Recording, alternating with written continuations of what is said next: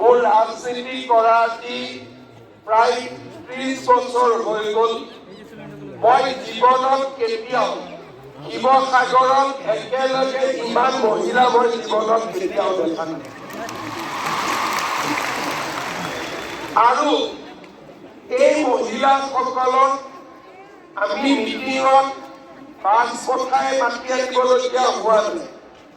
আপোনালোকে নিজেই 7 দিন আগৰ পৰা গাড়ী ঠিক কৰিছে, কি কাপোৰ পিন্ধি আহিম আপোনালোকে ঠিক কৰিছে, আৰু ধুনীয়াকৈ আমি মিটিঙত অহাৰ আগতেই আপোনালোকে মিটিঙত আহি উপস্থিত হৈছে। 34,000 মহিলাৰ বাবে এগৰাকী 10,000কৈ দিলে আজি শিৱসাগৰৰ আইমাতৃসকলৰ একাউণ্টত 35 কোটি টকা সোমাব। আপোনালোকে নিজে ভাবিছে যে মইতো 10,000 পাম, কিন্তু একেলগ কৰিলে কিমান হ'ব? 35 কোটি টকা। আজিলৈকে আমাৰ অসমত এনেকুৱা আঁচনি নাই যে গোটেই 35 কোটি মহিলাৰ একাউণ্টত সোমাব, পুৰুষৰ একাউণ্টত এটকাও নোসোমায়। ইমান ডাঙৰ এটা মহিলা সবলীকৰণৰ ব্যৱস্থা আপোনালোকে চিন্তা কৰক। 35 কোটি টকা আৰু অসমত 32 লাখ মহিলা, 3,200 কোটি টকা। এগৰাকীও ইয়াত পুৰুষ নাই, পুৰুষ এজনেও ইয়াত 1 টকাও নাপায়। গোটেই 3,000 কোটি টকা মহিলাৰ একাউণ্টত সোমাব। আমাৰ অসমত আৰু ভাৰতত ইমান ডাঙৰ মহিলা সবলীকৰণৰ ব্যৱস্থা আগত কেতিয়াও হোৱা নাই। মাজে মাজে মোক আমাৰ পুৰুষসকলে লগ পালে সোধে যে মামা চব মহিলাকে দিব নেকি, আমাকে একো নিদিয়ে নেকি? তাৰমানে আজি আমাৰ অসমত মহিলাসকলৰ বাবে আমি যিমানবোৰ যোৱা 5টা বছৰত কাম কৰিলো, আজি তাক আমি সন্মুখত দেখিবলৈ পাইছো। অৰুণোদয় আঁচনিৰে আমি আৰম্ভ কৰিছিলো, মহিলা উদ্যমিতা আঁচনি আৰম্ভ হ'ল, নিযুত মহিলা আঁচনি আৰম্ভ হ'ল, আৰু ঘৰখনত যাতে আপোনালোকে সুন্দৰভাৱে ঘৰখন চলাব পাৰে, চৰকাৰে আপোনালোকৰ পাকঘৰতো সহায় কৰা আৰম্ভ কৰিলে। আজি আমাৰ অসমত মহিলাসকল সুৰক্ষিত, আনন্দিত আৰু উৎসাহিত। কিন্তু আমি ইয়াতে থমকি ল'ব খোজা নাই। কোনোবাই ভাবিব পাৰে যে আজি আমি 10,000 টকা পালো আৰু আঁচনিখন শেষ হ'ল। আজিৰ পৰা এই আঁচনিখন আৰম্ভ হ'ল। এই আঁচনিখন শেষ হোৱা নাই।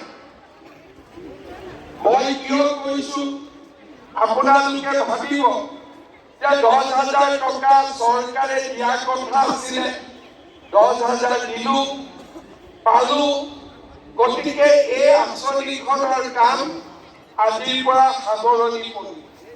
নহয়, আমাৰ চৰকাৰে যিমানবোৰ আঁচনি হাতত লৈছে, এই আঁচনিবিলাকৰ এটা এটা নিৰ্দিষ্ট লক্ষ্য আছে। আমি কিবা এটা এদিনৰ কাৰণে ভাবি কোনো আঁচনি আমি গ্ৰহণ নকৰোঁ। আমাৰ লক্ষ্য আৰু উদ্দেশ্য থাকে, আৰু লক্ষ্য আৰু উদ্দেশ্য পূৰ্ণ নোহোৱালৈকে আমি আঁচনিবোৰ সুন্দৰভাৱে চলাই থাকোঁ। মহিলা উদ্যমিতা অভিযানৰ লক্ষ্য কি? মহিলা উদ্যমিতা অভিযানৰ উদ্দেশ্য কি? মহিলা উদ্যমিতা অভিযানৰ লক্ষ্য হ'ল অসমত প্ৰতিগৰাকী মহিলাক নিজৰ ভৰিৰ ওপৰত থিয় কৰোৱা আৰু প্ৰতিগৰাকী মহিলাক লাখপতি বাইদেউ হিচাপে নিৰ্মাণ কৰা। আপোনালোকৰ বহুতে লাখপতি বাইদেউৰ কথা শুনিছে।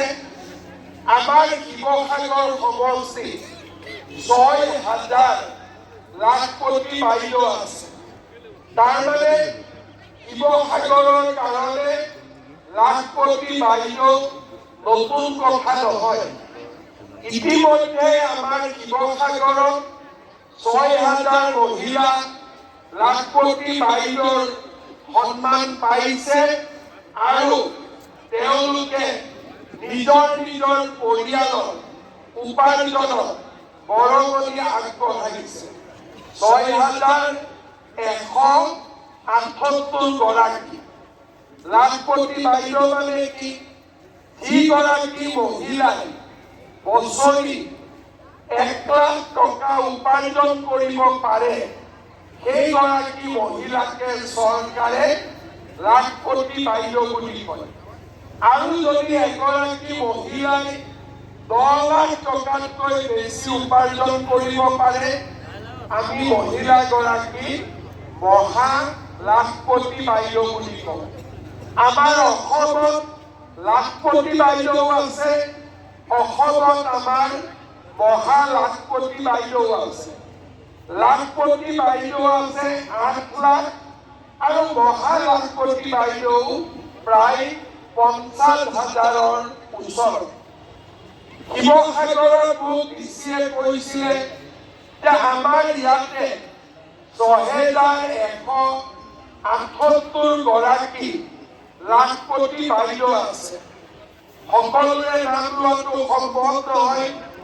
মই ডিচিক কৈছিলোঁ যে সকলোৱে বুজিব পৰাকৈ মোক ২০ গৰাকী মহিলাৰ নাম দিয়ক। যি ২০ গৰাকী ইতিমধ্যে লাখপতি বাইদেউ হ'ব পাৰিছে। মোক তেখেতসকলে ক'লে গাৰো কাষৰীয়া গাঁৱৰ পুৰবী শইকীয়া বৰুৱা, দেউলীয়া গাঁৱৰ নৱনীতা বৰা, চিৰাখুন্দা গাঁৱৰ মীনা গগৈ, দেহেৰীয়া ঘৰফলীয়া গাঁৱৰ মীনাক্ষী চাংমাই, নামদঙীয়া বঙালী গাঁৱৰ মীনাক্ষী ফুকন, হেমচুৱা গাঁৱৰ পুৰবী কটকী, বগৰাহাট চেতিয়া গাঁৱৰ মিনু চেতিয়া, বৰপাত্ৰ কালু গাঁৱৰ অঞ্জনা নেওগ, বিচিয়াল গাঁৱৰ জোনমণি বৰা, দেউলীয়া গায়ন গাঁৱৰ মুন দাস, হাতীঘুলি গাঁৱৰ কুকুম মাঝি, জয়সাগৰৰ মন্ত্ৰী বৰা দাস, মগলু পুখুৰী গাঁৱৰ দীপা বৰা, হেমদৈ পুখুৰী গাঁৱৰ তৰুলতা কাকতি, দেহেৰীয়া ঘৰফলীয়া গাঁৱৰ মীনালী গগৈ, চিৰাখুন্দা গাঁৱৰ পল্লৱী বৰা বৰুৱা, চৰাইডোবা গাঁৱৰ জীনা গগৈ, মৰাপুখুৰী গাঁৱৰ অনন্যা গগৈ, দুলীয়া পুৰণি মেলা গাঁৱৰ ইপ্তি গগৈ। এই আটাইকেইগৰাকী মহিলাই বছৰত ১,৩০,০০০ টকাৰ পৰা ১.৫ লাখ টকা উপাৰ্জন কৰে। তাৰমানে আমাৰ শিৱসাগৰ সমষ্টি যদি ৬,০০০ গৰাকী মহিলা লাখপতি বাইদেউ হ'ব পাৰিছে তেনেহ'লে আমি বাকী মহিলাসকলো কিয় লাখপতি বাইদেউ হ'ব নোৱাৰিম? এই উদ্দেশ্য আগত ৰাখিয়েই আমি এই মহিলা উদ্যমিতা অভিযান হাতত লৈছোঁ। আমাৰ লক্ষ্য